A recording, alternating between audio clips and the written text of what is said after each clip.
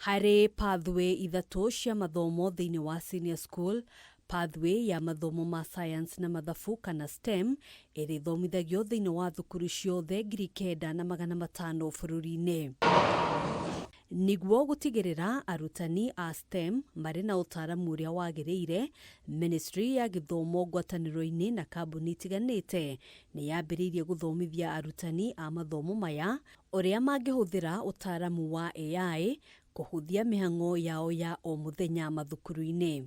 We have invited our teachers in senior school to come here today so that we can be able to retool them, so that we can be able to train them on artificial intelligence, so that when January comes, they will be ready to be able to manage the STEM pathway. So that is the objective of today's forum.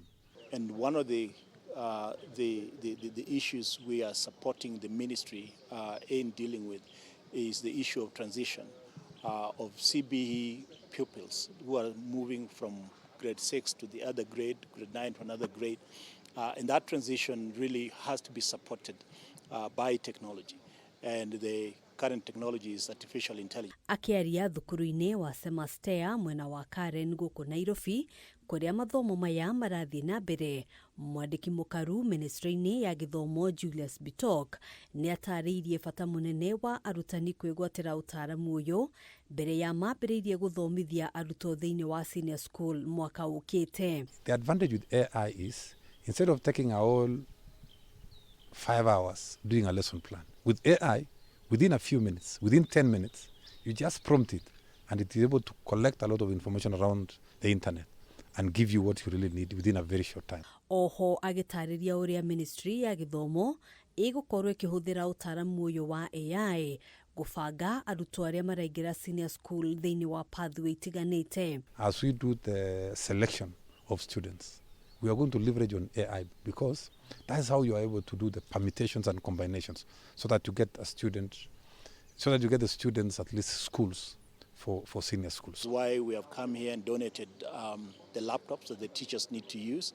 We have come here and we have trained over 25 teachers at Semastea, or 25 trainers at Semastea, who will now cascade the training and use of artificial intelligence in the STEM side of CBE.